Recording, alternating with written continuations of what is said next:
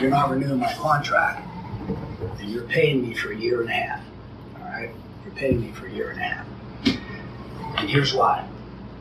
The last time this happened to me, I took the high road. Didn't say anything, said all the good things. That shit this time affected my family, my career, my livelihood. That ain't happening again. See, let me show you something. You're gonna think long and hard about this one, dude. You're gonna be thinking long and hard about this one.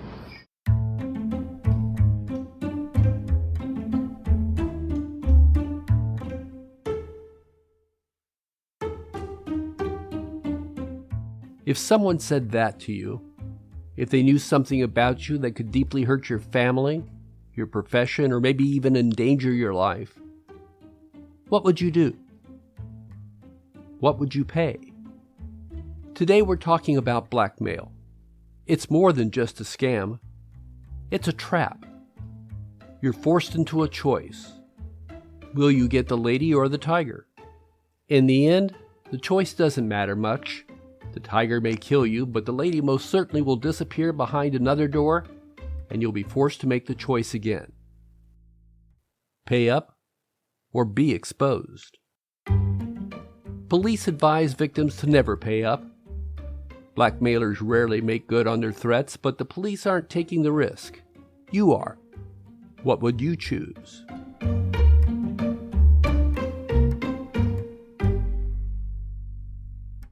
Blackmail is sometimes called extortion.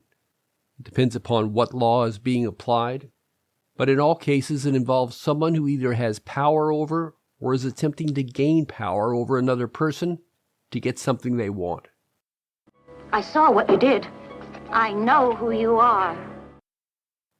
The Hollywood version of blackmail involves some damaging information, like photos of a cheating spouse, then a threat to release the photos if payments aren't made. That happens, but most blackmail attempts have different motives. Here's an example.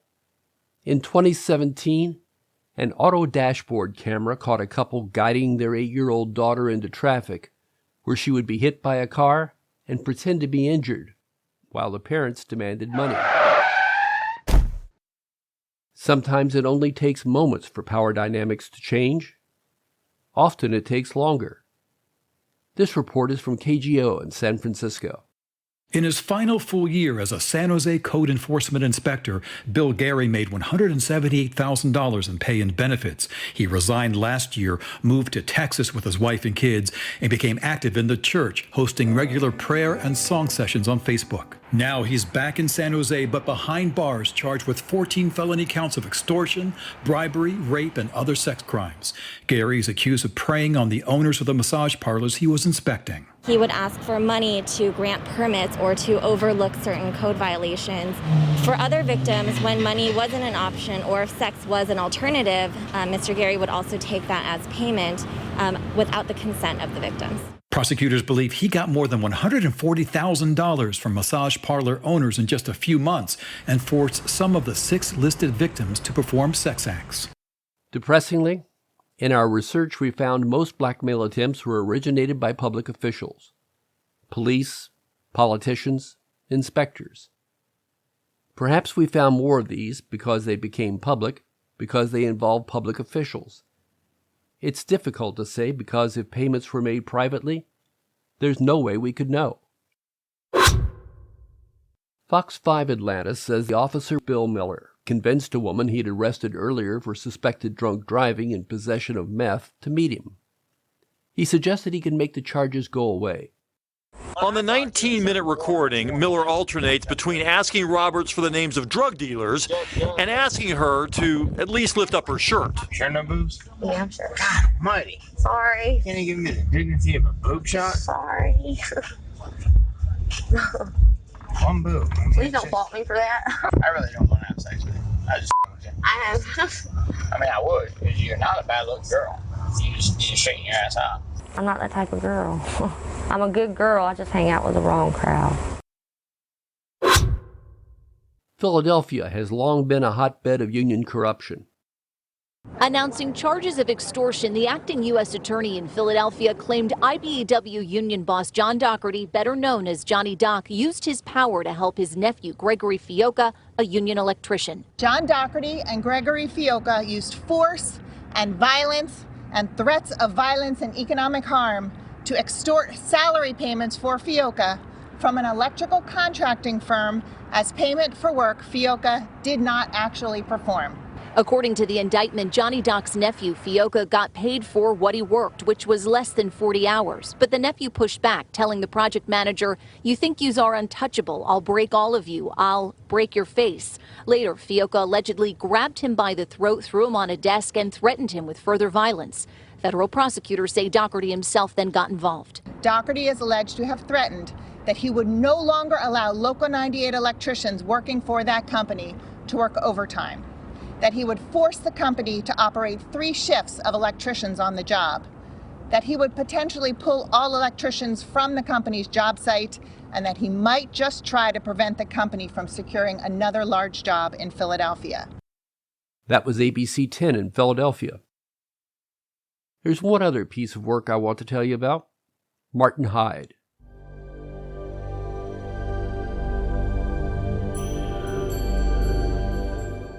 Hyde was a Republican candidate in Florida, running in a primary race for a seat in the U.S. House. He was also a lawyer who had handled many cases for local police officers. He was well known among the police rank and file, but that didn't stop an officer from pulling him over for speeding, texting while driving, and refusal to hand over his vehicle's registration. I don't ask for special treatment, but I don't expect to get treated like a punk. Let me go talk to her and see. Well, it's a waste of time. Yeah. She's got it in her head. I know exactly who she is. Frangione told me exactly who she is. That's fine. 7 years might not turn into 8. The full audio is long and later involves a supervisor being called in at Hyde's request. But I can tell you that from the start, the officer was professional and courteous.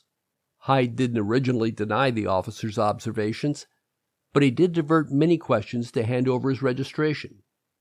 When the officer finally informed him that he would be cited for failing to hand over that registration, he then handed it over. Because she had a bee in her bonnet because she thought she was on a big power trip. Guess what? She's been there 7 years. She ain't going to make 8. That second threat came about 4 minutes after the first one. To my ear, this is not a threat directly to the officer, but to the supervisor and the department. He believed his power over them was so strong that he could and would call the shots. After the video was revealed, Hyde tried to make amends. I got stopped. I was allegedly speeding. I don't necessarily disagree with that. Most of us do at some point. I don't have a particular problem with paying a fine.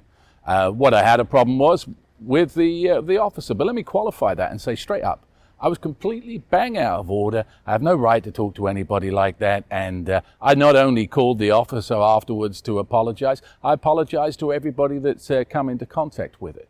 But I'll tell you why I was annoyed. I was annoyed because I spent hundreds of hours working on behalf of local law enforcement here in Sarasota, including getting officers reinstated who've been falsely charged with things.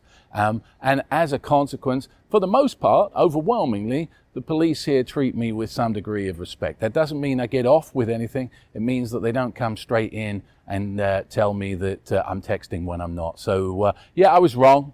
And if there's a lesson out there for anyone, wait your time, bide your tongue, and wait until another time. But I'm sorry for what I said. I'm sorry for the manner. I'm sorry for any offense. And I don't equivocate on that. So much for public blackmail. What if someone tries to blackmail you? Blackmail cases are very interesting. I have gotten calls before from people who feel like they're not outright being blackmailed, but there is someone who has who has too much information on them. And so my job is to find out more about that and to find out what are the risks, what that person might do with that information. The thing that's interesting about blackmail is a lot of people think that the CIA uses blackmail and that's how we get our sources. And that's not the case at all. We were definitely trained at the agency not to exhibit any vulnerabilities that would make us susceptible to blackmail. And so one of the things that I try to counsel or consult clients who feel like they might be the victim of blackmail or they're in a situation where they might be blackmailed is to safeguard their information, to do a kind of digital scrub of themselves, and to make sure that information that they want to keep private, they're taking the steps themselves to keep that information private. Now, if someone is outright being blackmailed by another entity, my advice is always to go to law enforcement. I don't have a lot of respect for people who employ blackmail, and I think if you call them on their bluff and report it to law enforcement or seek legal recourse, a lot of times they will end up backing down.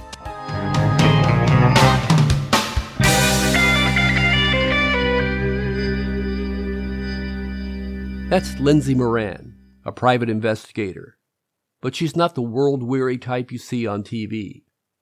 She's a former CIA agent, trained in covert operations, and who spent a lot of time convincing people to betray their countries. The kinds of cases that I get really run the gamut. A lot of times it's competitive intelligence. A lot of times it might be wanting to know more about a potential employee or even a potential employer or business partner, risk analysis, overtures from foreign businesses or entities. I get a lot of what I guess we would call kind of counterintelligence queries. That is, someone has been approached and they want to know more about the person or the entity that's approaching them. That's most of what she does, but that also puts her in contact with people who have a lot to lose. Those cases are about far more than who gets to keep the house.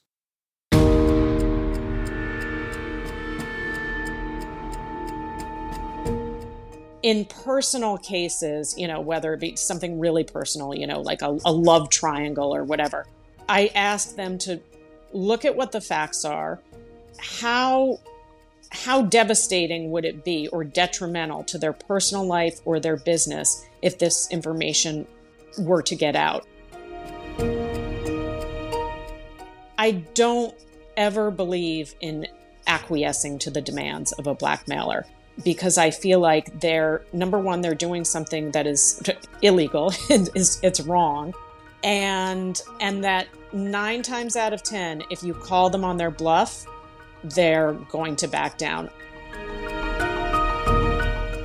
But if someone were to find themselves in a situation where they're being confronted with exposure of information that could be really devastating to their personal or professional life, one thing that I would offer to do would be to kind of act as a broker or negotiator between, let's call that person the victim, and the person who's going to expose the information. Now, if the information being exposed is evidence of illegality or, harassment or something that I think is genuinely really wrong, I just don't take those kind of clients. I want to be on the side of right.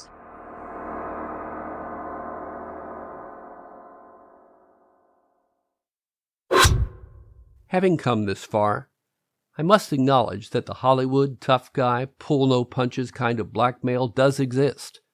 This is right out of film noir. If you're not renewing my contract, then you're paying me for 1.5 years. All right? You're paying me for 1.5 years. And here's why. The last time this happened to me, I took the high road. Didn't say anything, said all the good things. That shit this time affected my family, my career, my livelihood. That ain't happening again. See, let me show you something. You're gonna think long and hard about this one, dude. You're gonna be thinking long and hard about this one. That is the voice of former University of Kentucky assistant basketball coach Dino Guadio, talking to head coach Chris Mack. Guadio was called to Mack's office to be told that his contract would not be renewed. Guadio had already found out, and he planned what he wanted to say. Be warned, a lot of F-bombs are about to be dropped, but bleeping them out would mask the menace in Guadio's voice. See, it says in my contract here that if there's anything about NCAA, if there's anything about NCAA violations, I'm supposed to talk to John Carnes, and I'm supposed to talk to Vince Tyree, and I'm supposed to talk to all those guys. And you know what? I fucking will. I fucking will. He's talking about John Carnes, the university's athletic compliance officer, and Vince Tyra, the athletic director. He then proceeds to list all the department's alleged violations. So you know what you're doing? You're going to fucking pay me. Now this between me and you, dude. Me and you. You could go tell Vince, hey Vince, Dino's, I don't care what the fuck you got. Dino's my guy. I'm going to pay him for a year and a half. He could retire at 66, and I'm going to take care of him. That's what we could do. And you know what? That's what we're going to do. Or else, I'm going to fucking John Carnes. I'm going to fucking Tim Sullivan. I'm going to Billis, Vital, Frischillo, all those fucking guys. So that's the way this is going to go down, dude. That's the way this is going to go down. The names Guadio is tossing around are mostly the names of sports reporters. The Louisville Courier-Journal reported that the sentencing memorandum says Mack told Guadio he did not want to screw up your livelihood, that I love you, and that he would pay the severance package personally if necessary. The newspaper said Guadio pled guilty to one count of interstate communication with the intent to extort and asked a U.S. District Court for a sentence of 1 year probation and a $10,000 fine.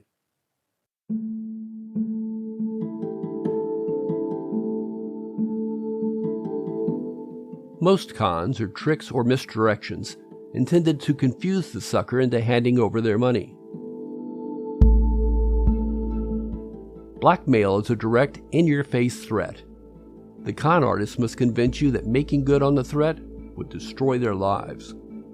But as Detective Moran told us, coolly assessing the threat generally shows that even if the information were released, it could be managed.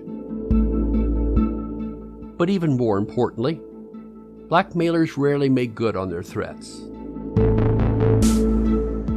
It's a con after all. The con artists want you to willingly give over your money.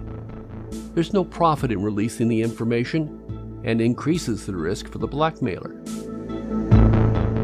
If you're in a situation where you're being blackmailed, it's embarrassing, and that information is going to be exposed anyway, that if you can get in front of it and own it and apologize, you're going to be the one who's going to look better in the end.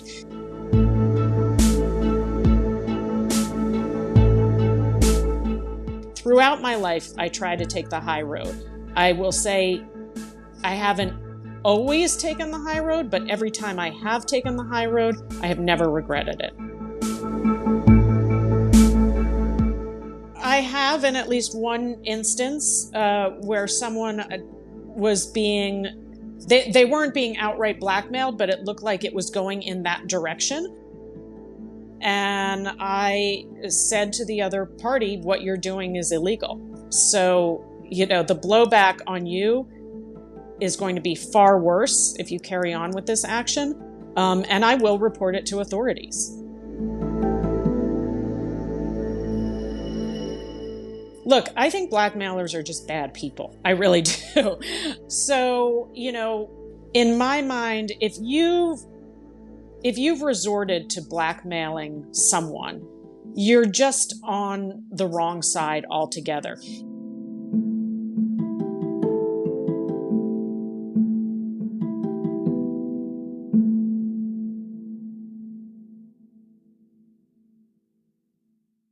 Oh, and for what it's worth, shortly after the video of our blowhard candidate that threatened the police officer aired on local television, Martin Hyde nearly stopped his campaign and lost the primary.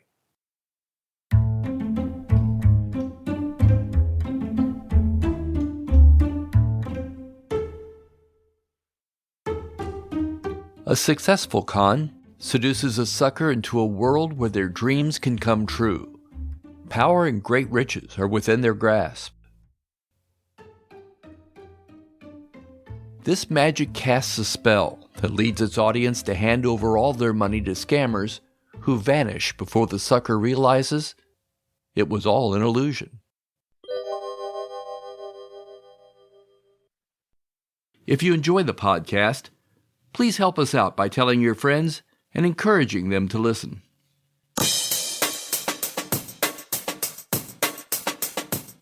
Scams and Cons is available wherever podcasts are found and at scamsandcons.com. You can also follow us on Facebook and Instagram. Just search for Scams and Cons. Lastly, if you could head over to Spotify and leave us a 5-star rating, it'd be really appreciated. Spotify listeners are more than half our audience, so it makes a difference. We'll be back in 2 weeks. Thanks for listening.